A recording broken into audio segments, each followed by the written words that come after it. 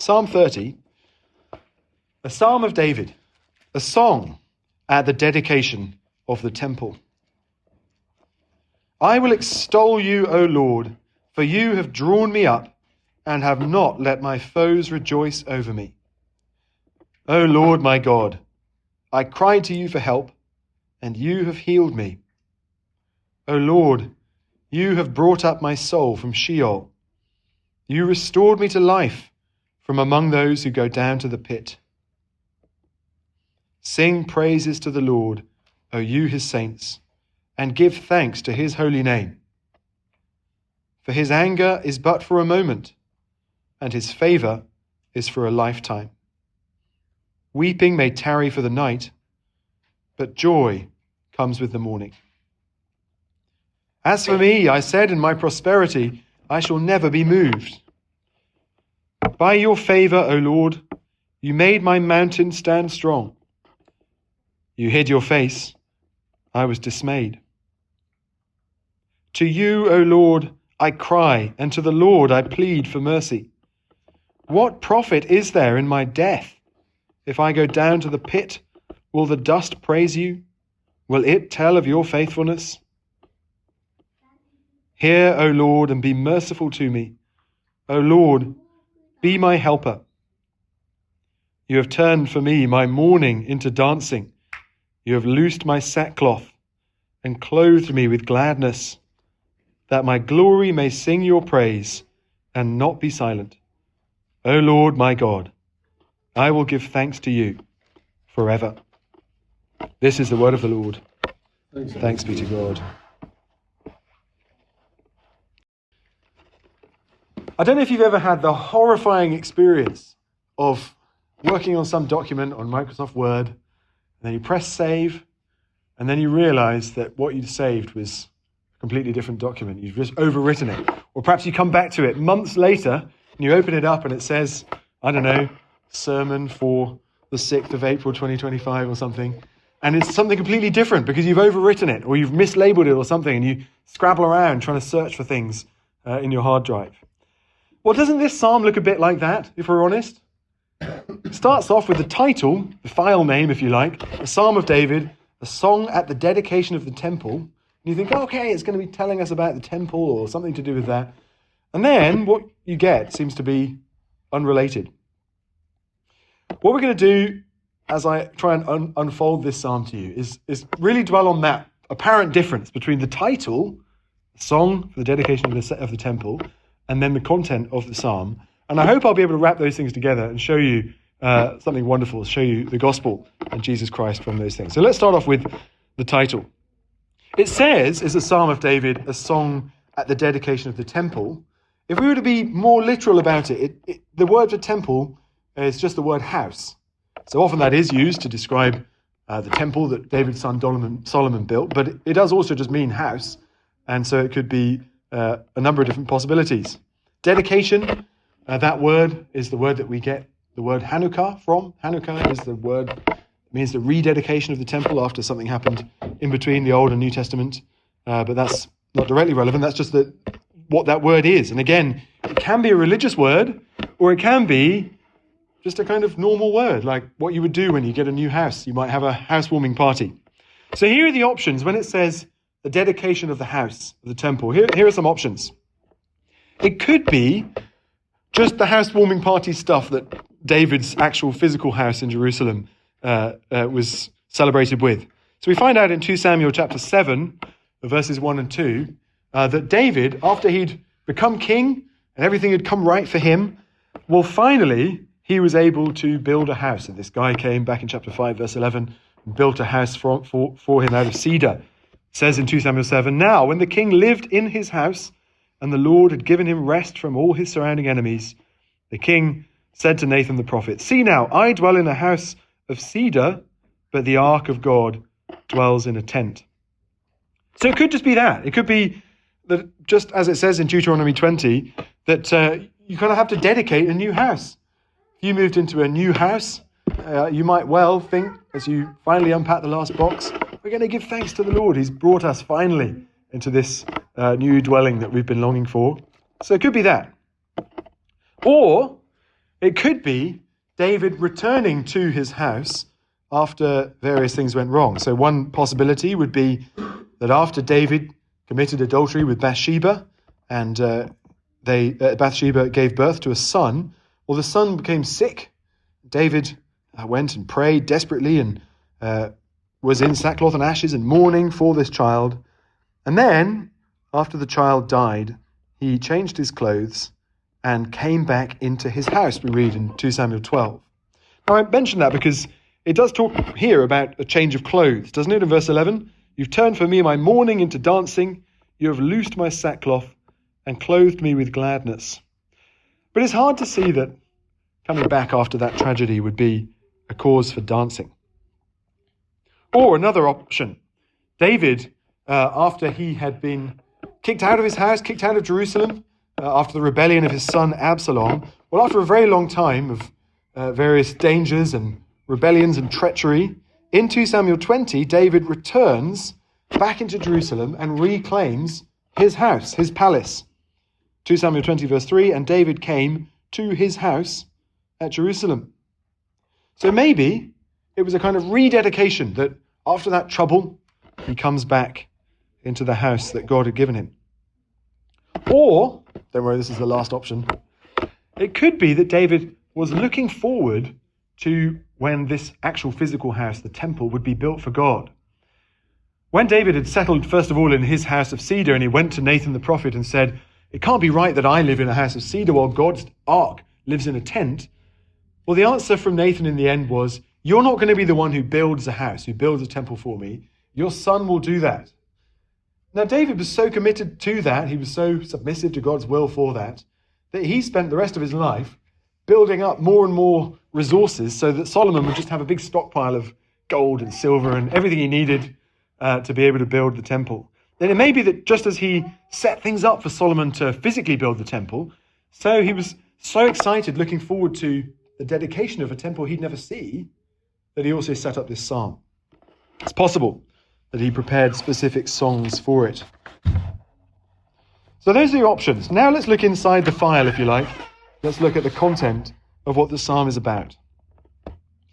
Because the psalm doesn't seem to be connected to those things, really. The psalm seems to be about healing from severe sickness or even near to death. Notice how the psalm it's kind of all jumbled up the way that it's told, which is fine. That's just how poetry works. Notice how the psalmist describes his experience of extreme trouble. When he says in verse 2, "I cried to you for help, and you have healed me." Well, healing is what you need when you're injured or sick. Verse 3, he says, "You brought my soul up from Sheol," that is, from the underworld. "You restored me to life from among those who go down to the pit." We've heard about that pit in previous psalms. But the idea is that David was apparently so close to death that he could almost touch it. He was almost there already, almost down with the dead. And yet the Lord restored him. Now it seems to be, verse 6 says, that this was caused by David's presumption. "As for me, I said in my prosperity, I shall never be moved." Now we can't tell absolutely for sure that that's David's experience, but it seems to be something like that he assumed nothing could possibly go wrong for him because, verse 7, the Lord had made his mountain stand strong. And then the Lord hid his face, and he was dismayed. David recognizes that whatever this extreme trouble he went through, whether it was a physical thing or an emotional, mental, whatever it might have been, he recognized that it was actually the Lord's doing. The Lord brought on him this terrible near-death experience. And it is not only a near-death experience, but one that apparently was right at the door of death. Verse 9, "What profit is there in my death? If I go down to the pit, will the dust praise you? Will it tell of your faithfulness?" So David's describing his extreme trouble, and at least seems to be in terms of physical health and physical death and going down into the grave. Then he prayed, and the Lord rescued him. And repeatedly through the psalm, we hear him coming back to what he did. He simply cried out for help, verse 2, and he was healed. He was restored to life. Verse 8, to you, O Lord, I cry, and to the Lord I plead for mercy. And he must be looking back to that previous time. That's when he says, what profit is there in my death? He's saying, Lord, your glory, there's no benefit if I go down to death. So, verse 10, hear, O Lord, and be merciful to me. O Lord, be my helper. And that's the pivot, that's the turning point between this extreme experience of extreme trouble. He cries out and prays, and then the psalmist describes the opposite, extreme gladness. Verse 1, I will extol you, O Lord, for you have drawn me up and have not let my foes rejoice over me. Verse 13 and verse 11 and 12, you've turned for me my mourning into dancing. You have loosed my sackcloth and clothed me with gladness. Absolute transformation described in different clothes, that my glory may sing your praise and not be silent. O Lord my God, I will give thanks to you forever. You see the extremes. On the one hand, this terrible jeopardy, near death. He cries out to the Lord, and the Lord brings him to quite the opposite. To an experience of joy and rejoicing and gladness that he says is going to last forever. I will give thanks to you forever. So now we have to try and bring those two things together. Okay, on the one hand, we've got the file name for the dedication of the house. I've given you a whole load of different options for that. On the other hand, we've got a psalm which apparently is about somebody being healed from extreme trouble. They feel like different things, don't they? Do they fit together? Well, perhaps you can see that there might be a connection in each of those examples that I gave. So when David founded his house in the first place, when he built the house of cedar in Jerusalem, that was actually the end of a whole period of jeopardy and danger for him. So perhaps when he describes his sickness and his closeness to death, it's really a kind of metaphor for the whole experience of Saul chasing him around and trying to kill him, and David having to be exiled to different lands and having to hide in caves, and Saul literally trying to throw a spear at him and pin him to the wall. Perhaps he's saying, I escaped from all that, and now, Lord, you've given me rest. Or if it's about him regaining his house after Absalom's rebellion, could it not be the same thing, that the sickness, his description of going down to the very pit and being right on the edge of death itself, well, then he cried out to the Lord and he rescued him from Absalom, his attempt to seize the throne, and that the whole thing is a kind of metaphor for that. As he regains the house, he's saying, Lord, you've brought me out of what seemed like an impossible situation. And when David was forced out of the city, it really did seem like an impossible situation. Absalom was only one night away from being able to put him to death right there and then. And yet the Lord restored him into his house. Or, if it's the temple and it's looking forward, David's saying, I'm preparing this for when Solomon's finally built the house. This is a psalm you can sing. And he's saying, my life as an experience of extreme trouble, crying out to the Lord and then being restored into an incredible joy, is a kind of pattern of the whole life of Israel and every believer in it up to that point. Because actually the founding of the temple, when it finally came in the reign of Solomon, was a great high point of the whole history of Israel.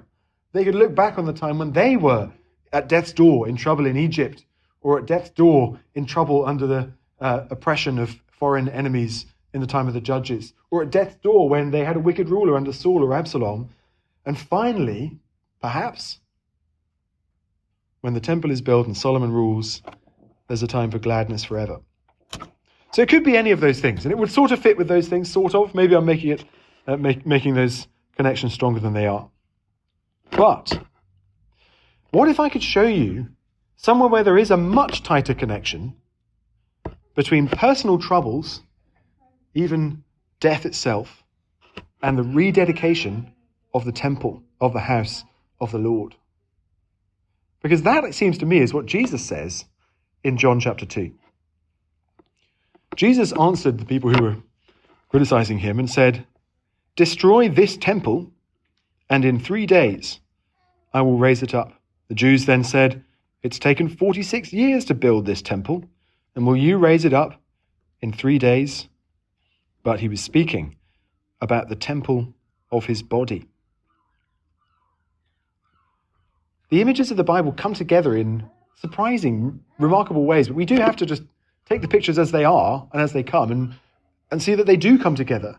When Jesus says that his own body, the body that would not only suffer near death, but death itself, that not only needed to be rescued from the edge of the pit, but actually from death and the grave, that was the temple that in his resurrection was restored. In John chapter 1, when it says that the Word became flesh and made his dwelling among us, perhaps you've heard at Christmas time people saying what it actually means is that he tabernacled among us. But isn't it striking that just as the tabernacle was ultimately to be replaced by something greater, the temple doing the same thing, so Jesus, who said he came to be among them and to tabernacle among them, was yet waiting to be raised to something greater, that his body in its resurrection would be called a temple, better than before. Psalm 30 comes together when we realize that, like all the other Psalms, it's a Psalm of David, but David is projecting it forward into something far greater than himself. That he's saying that this is truly a Psalm of his great descendant, of Jesus Christ himself. We're to imagine this Psalm on the lips of Jesus, who has just been raised from the dead. And when you see it like that, it starts to look really obvious. Verse 3, O Lord, you have brought up my soul from Sheol. You restored me to life from among those who go down to the pit. Verse 5, his anger is but for a moment. And though that moment for Jesus as he hung on the cross bearing the wrath of God against the sins of the whole world must have felt like an eternity, as it bore the weight of an eternity of punishment. Nevertheless, it was only for the night, only brief, and joy came with the morning. What about verse 11 and 12? You've turned for me my mourning into dancing. You have loosed my sackcloth and clothed me with gladness, that my glory may sing your praise and not be silent. O Lord my God, I will give thanks to you forever. We'll come back to this over the next couple of weeks as we think about Easter, but I don't know if you've ever thought of this. What was Jesus wearing when he rose from the dead? We know very clearly what he was wearing when he went into the grave. Well, he was taken down from the cross where he was wearing nothing at all. He was wrapped in a linen shroud, so he was wearing that for a while. But when his disciples went into the tomb, they saw that the grave clothes were folded, that they were no longer needed. So what was Jesus wearing? Apparently something. He was clothed, and clothed not only physically, but also with gladness. I think we often think of Jesus as a kind of stern figure, and even after his resurrection, he sort of is a bit bleak and looks around thinking, well, I did tell you I was going to do this. And we must realize that the psalmist, as the psalmist is described, as this psalm belongs to Jesus and he truly owns these words, that in his resurrection he is more full of joy than ever before. I went to go and see a stage adaptation of The Lion, the Witch and the Wardrobe yesterday. One of the bits that was missed out, because I can't see how they could possibly do this on stage, is the bit just after Aslan, the Jesus figure, if that's not obvious to you, in the story, has been raised from the dead. And after that, he sort of plays. He's around leaping over the two girls who are there with him and playing with them, rejoicing. We don't think of Jesus as one who dances and sings and rejoices. But that is precisely what verse 11 encourages us to think. That as he was raised from the dead, and sin and sickness and the burdens that he bore on our behalf were gone forever, he rejoiced. I was trying to work out if that vindicates the otherwise quite bad hymn, The Lord of the Dance. Sorry if that's your favourite hymn. If it helps you to remember, then at least that will help you to think of the Lord Jesus as one who really does rejoice enough to dance, just as his greater ancestor David danced with joy as the ark came into Jerusalem. So Jesus rejoiced at his own resurrection from the dead. But as we finish, let me try and apply this to us, because so far, so abstract, right? And the problem with the Psalms, I've found as we've gone through week after week, is that you do feel like you have to do kind of various complicated moves. And I just want to be able to pray them and use these words in my own prayers. And I do want to encourage you as we land in this psalm that although we've seen all the various connections that are there, these are words that we too should own for ourselves and pray and praise the Lord with. Yes, it is King David in 1000 BC, writing about some unknown trouble that we can't quite figure out for the purpose of some unknown dedication of a house. We don't know if it's his house or someone else's house or the temple. And it's actually really properly about Jesus rejoicing in his resurrection. All that stuff is true, and yet, let's make it simpler. The simple fact of all of those things is, Psalm 30 is about rest. It's about troubles being over. Whichever of those houses and the dedication it is, whether it's David finally dealing with the Saul thing, whether it's about David finally dealing with the Absalom thing, whether it's about Solomon dedicating the temple, whether it's about Jesus resting from his labors, having completed them and saying it is finished on the cross. Whatever those is, it's saying the work is done. I'm rescued, I'm free, and now I rejoice. Now, again, I realize that doesn't take away all the complication, because we might go from psalm to psalm and think, well, that one seemed to be about repenting from my sins. That one seemed to be about a terrible experience of trouble, crying out to the Lord. And this one is about rejoicing, is it? Well, yes, I think it is, and I don't think we can get past that. In fact, we should thank the Lord for that. That some of the psalms are located in the trouble. Some of the psalms are just sheer praise for God. Some of them are looking back on the trouble. And as we say to ourselves, am I neither or one of those things or both of those things? Well, the truth is it doesn't matter. We pray, when we take Psalm 30 on our lips, as those who have already been rescued. We take other psalms on our lips, and we're praying as those who are still longing for rescue. And are we not exactly both of those things as Christians? Isn't that the tension that you feel in your own heart? On the one hand, that you have been freed from and redeemed from sin. On the other hand, that you continue to battle with sin. On the one hand, that you know you have a sure hope of a perfect future bodily existence in the pleasure of being with God. And on the other hand, all of the weariness and depression and sadness and sickness of this life. Yeah, all of those things. And sometimes the Psalms say, come and rejoice with me. And sometimes Jesus says in the Psalms, come and mourn with me. But this evening he's saying, rejoice. I'm struck that the Psalms are flipped from one extreme to the other, one feeling to another, and apparently we're to do the same. There are times when we don't really want to rejoice, there are times when we don't really feel like mourning. But when we come to each of these Psalms, we must tell ourselves in our minds, yes, do you know what? Even if I only feel a tiny fraction of it, I am someone who has been rescued from death, and I will rejoice in that. I often think about the fact that God's made us so we can only concentrate on one thing at once. I know they say that some people can multitask and some people can't, but I don't believe anyone can. You can only think about one thing at once. The Lord's calling us in Psalm 30 to think about the fact that he has rescued and delivered us from sickness and sin and death, from Sheol, from the pit, from the grave. And so we sing his praise. So we're to join the psalmist, rejoicing that our troubles are over.